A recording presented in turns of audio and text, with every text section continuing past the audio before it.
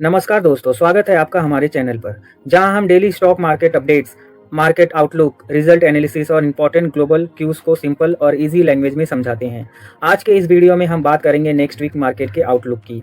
किस वजह से मार्केट में वोलेटिलिटी बनी हुई है, Q3 रिजल्ट का मार्केट पर क्या इम्पैक्ट हो सकता है, कौन से सेक्टर और स्टॉक्स फोकस में रहेंगे और निफ्टी और बैंक निफ्टी के इंपॉर्टेंट टेक्निकल लेवल्स क्या रह सकते हैं।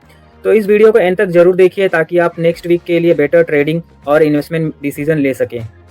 आने वाले हफ्ते में वोलेटिलिटी कंटिन्यू रहने के चांसेस है क्योंकि यूएस इंडिया ट्रेड डील पर अभी भी अनसर्टिनिटी बनी हुई है और एफआईज की तरफ से सेलिंग जारी है।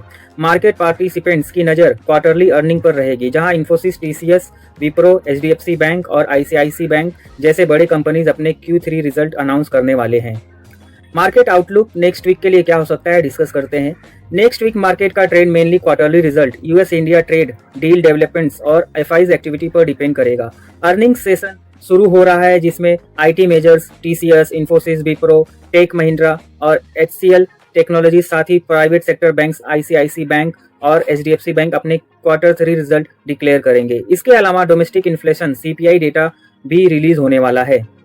इंडियन मार्केट ने ग्लोबल मार्केट्स के कंपैरिजन में आउट परफॉर्म किया है। इस वीक निफ्टी इंडेक्स 2% से ज्यादा गिरा, जबकि यूएस और यूरोपियन मार्केट 2 से 3% ऊपर गए और रिकॉर्ड हाईज पर क्लोज हुए। डोमेस्टिक इक्विटीज ग्लोबल रैली का हिस्सा नहीं बन पाई हैं, mainly US India trade negotiations की स्लो प्रोग्रेस और एफआईज की लगातार सेलिंग की वजह से ट्रेडर्स इस बात से भी कॉशियस हैं कि यूएस प्रेसिडेंट इंडिया पर और ट्रेड टैरिफ बढ़ा सकते हैं।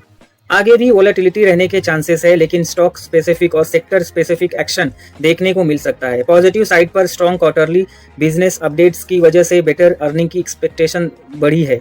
साथ ही financial year 26 GDP growth forecast 7.4%, financial year 25 के 6.5% के मुकाबले ज्यादा है। जैसे positive economic indicators Indian economy की स्ट्रेंथ दिखाते हैं, लॉन्ग टर्म पर्सपेक्टिव से देखा जाए तो current market levels buying opportunity दे सकते हैं।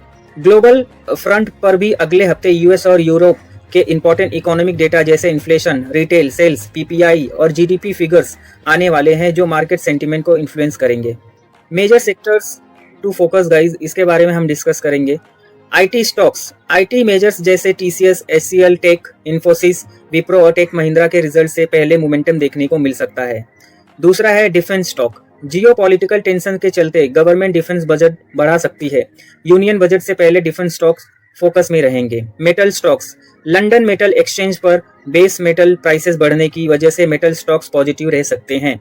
बैंकिंग स्टॉक्स, एचडीएफसी बैंक और आईसीआईसी बैंक के रिजल्ट से पहले बैंकिंग स्टॉक्स में मोमेंटम एक्सपेक्ट किया जा रहा है। क्विकली ग्लोबल मार्केट का अपडेट देख लेते हैं गाइस, इस वीक कैसा रहा। इस वीक यूएस और यूरोपियन मार्केट 2 से 3% तक ऊपर रहे और रिकॉर्ड हाइस पर क्लोज हुए। दिसंबर में यूएस अनएम्प्लॉयमेंट रेट कम हुआ और जनवरी में कंज्यूमर सेंटीमेंट बेटर हुआ। यूरोपियन मार्केट को सपोर्ट मिला जर्मनी के strong manufacturing, PMI, mining stocks में रैली और यूके इन्फ्लेशन के थोड़ा सॉफ्ट होने से यूएस डाउ जोन्स लगभग 2% चढ़ा, जहां इन्वेस्टर्स फेडरल रिजर्व के रेट कट की एक्सपेक्टेशंस लगा रहे हैं। अब डिस्कस करते हैं weekly market update for Indian market.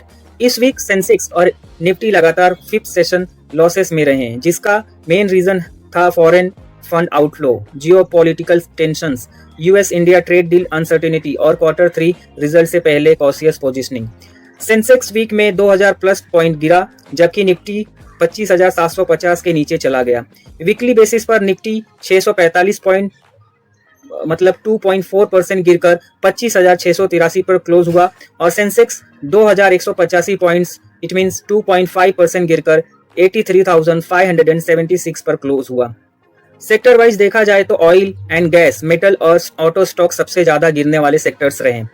Nifty oil and gas index लगभग 6% गिरा, जब यूएस प्रेसिडेंट डोनाल्ड ट्रंप ने वेनेजुएला से ऑयल सप्लाई का इंडिकेशन दिया। निफ्टी मेटल इंडेक्स करीब 3% गिरा, एलएमई पर बेस मेटल प्राइसेस वीक रहने की वजह से। ऑटो इंडेक्स 2.5% से ज्यादा गिरा, प्रॉफिट बुकिंग के चलते पॉजिटिव साइड पर निफ्टी डिफेंस स्टॉक्स 1% से ज्यादा चढ़ा, हायर डिफेंस बजट एक्सपेक्टेशंस और स्ट्रॉन्ग ऑर्डर पाइपलाइन के चलते। गाइस, निफ्टी और बैंक निफ्टी का टेक्निकल लेवल्स हम लोग अभी डिस्कस करेंगे कि क्या हो सकते हैं आने वाले वीक में।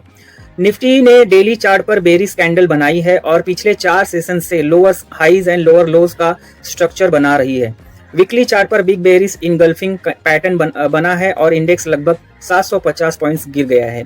जब तक निफ्टी 25,950 के नीचे रहेगा तब तक 25,500 और 25,400 तक वीकनेस दिख सकती है।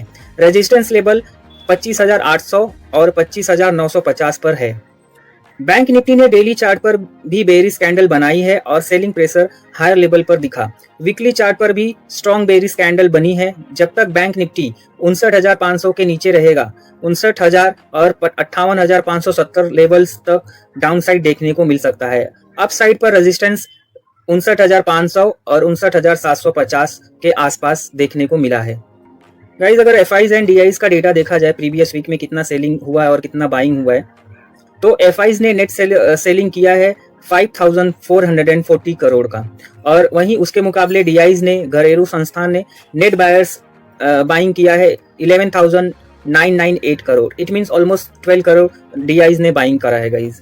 अभी क्विकली अपडेट लेते हैं कमोडिटी के ऊपर गाइज। इस वीक में क्या हुआ, ब्रेंट क्रूड ऑयल प्राइसेस अक्टूबर के बाद सबसे ज्यादा बड़े डेली गेन के साथ ऊपर रहे। ईरान के प्रोटेस्ट और डोनाल्ड ट्रंप के स्टेटमेंट के बाद ब्रेंट क्रूड 4% चढ़कर $63 BBL के ऊपर चला गया।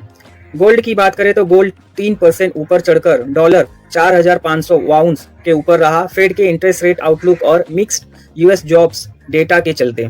अगले हफ्ते रिजल्ट आने वाले हैं गाइस Q3 का, तो उसके ऊपर एक लुक देखते हैं कि कौन से दिन पे कौन से कंपनीज का रिजल्ट हमें देखने को मिल सकता है। तो मंडे को हमें TCS, HCL technologies, Anand Rathi, wealth Maharashtra scooters, Infibeam, avenues, GTPL, Hathway, इन सब कंपनीज का हमें मंडे को रिजल्ट देखने को मिलेगा। ट्यूसडे को ICICI Prudential, ICICI Lombard bank of Maharashtra, Tata Elxsi, just dial, Tuesday को हमें इस कंपनीज का रिजल्ट देखने को मिलेगा। वेंसडे की बात करूं तो Infosys, ICICI prudential, AMC, HDFC AMC, HDB financial services, network 18, Den networks, Reliance industrial infrastructure, इन सब कंपनीज का हमें रिजल्ट देखने को मिलेगा। थर्सडे को HDFC लाइफ, 361 मैम, LTTS, MRPL, एंजल वन, न्यूको, विस्टा, South Indian bank, Federal bank, Thursday को हमें इन सब कंपनीज का रिजल्ट देखने को मिलेगा गाइस। फ्राइडे को Wipro, take Mahindra, Polycab India, LNT finance, Poonawalla Fincorp, JB chemical, ये सब कंपनीज का हमें फ्राइडे को रिजल्ट देखने को मिलेगा।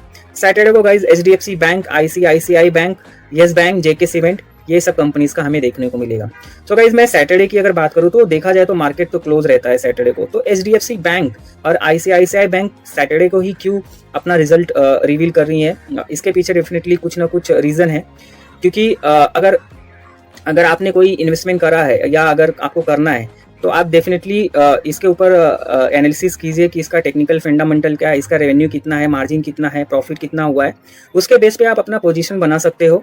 क्योंकि अगर सैटरडे को अगर आप देखोगे अगर पोजीशन नहीं बनाओगे उसके पहले तो आपको डेफिनेटली अगर पॉजिटिव रिजल्ट आया तो आपको डेफिनेटली उसका बेनिफिट नहीं होगा। तो आपको थोड़ा रिस्क एंड रिवॉर्ड अपना मेंटेन करके उसके ऊपर आपको इन्वेस्टमेंट करना है गाइज। कॉर्पोरेट एक्शन अभी डिस्कस करते हैं नेक्स्ट वीक क्या हो सकता है। मंडे को SKM एग प्रोडक्ट अपना स्टॉक स्प्लिट कर रही है 10 रुपये से 5 रुपया। ट्यूसडे को औत्यम इन्वेस्टमेंट बोनस इशू कर रही है 4:1 का। वेंसडे को कोटक महिंद्रा बैंक अपना स्टॉक स्प्लिट कर रही है 5 रुपये से 1 रुपया। थर्सडे को अजमेरा रियलिटी स्टॉक स्प्लिट कर रही है अपना 10 रुपये से 2 रुपया। फ्राइडे को best agro life stock split कर रही है 10 रुपये से 1 रुपया, प्लस उसके साथ बोनस भी इशू कर रही है 1:2। ताल टेक डिविडेंड 35 रुपीज। अगर गाइस ग्लोबल इकोनॉमिक डेटा क्या रहेगा नेक्स्ट वीक हम उसके ऊपर एक बार नजर मार लेते हैं। यूएस की अगर मैं बात करूं तो CPI data, retail sales, PPI, industrial production, jobless claims, ये सब डेटा पे हमें मॉनिटर करने की जरूरत रहेगी यूएस के लिए। यूरोप की बात करूं तो CPI, GDP, industrial and manufacturing production, ये सब डेटा पर हमें नजर रखने की जरूरत है। चाइना में है एक्सपोर्ट्स, इंपोर्ट्स, ट्रेड बैलेंस, ये सब डेटा पे हमें नजर रखने की जरूरत है। जापान में trade balance, PPI, foreign bond and stock buying पे नजर रखने की जरूरत है। इंडिया की अगर मैं बात करूं तो CPI, export, import, unemployment rate, forex reserves, ये सब डेटा पर हमें नजर रखने की जरूरत है। सो गाइज ये रहा quick update about what will happen in the upcoming week in Indian market. ये हमने ब्रीफली डिस्कस किया कौन से सेक्टर में क्या हुआ, टेक्निकल एनालिसिस हमने देखा कि सपोर्ट एंड रेजिस्टेंस क्या है, आगे का प्लान क्या हो सकता है। तो गाइज डेफिनेटली थोड़ा कॉशियस है मार्केट अभी के हिसाब से, क्योंकि जो यूएस कर रहा है, जो रसिया कर रहा है, इंडिया भी चुप है, but in other state country में अगर ये सब हो रहा है तो डेफिनेटली इम्पैक्ट इंडियन मार्केट पे भी हमें देखने को मिल रहा है। और एफआईज का भी जो कंटिन्यूसली सेलिंग हमें देखने को मिल रहा है, उसके वजह से हमारा मार्केट जो है एक देखा जाए तो एक रेंज में, ज़्यादा गिर भी नहीं रहा है, ज़्यादा ऊपर तो अभी फिलहाल नहीं जा रहा है। सो गाइस, हमें मॉनिटर करने की जरूरत है। Q3 का रिजल्ट आने वाला है। अगर हर कंपनीज का अच्छा रिजल्ट आया, स्पेशली जिसका हिस्सेदारी ज़्यादा है इंडाइसिस में, अगर उनके result like HDFC bank, ICICI bank, अगर इनका रिजल्ट अच्छा आया तो डेफिनेटली हमें मंडे या जब भी इनका रिजल्ट आएगा उस दिन हमें अच्छा मार्केट देखने को मिल सकता है। अगर नेगेटिव आया तो डेफिनेटली नेगेटिव इंपैक्ट हमें देखने को मिल सकता है। So guys, thank you for watching this video. अगर ये वीडियो आपको पसंद आएगा तो प्लीज़ मेरे चैनल को सब्सक्राइब कीजिए, ताकि ऐसे ही इंपॉर्टेंट अपडेट्स आपको हमेशा मिलते रहें, और वीडियो को शेयर और लाइक जरूर करिएगा। Thank you so much guys. Radhe Radhe. मिलते हैं अगले हफ्ते।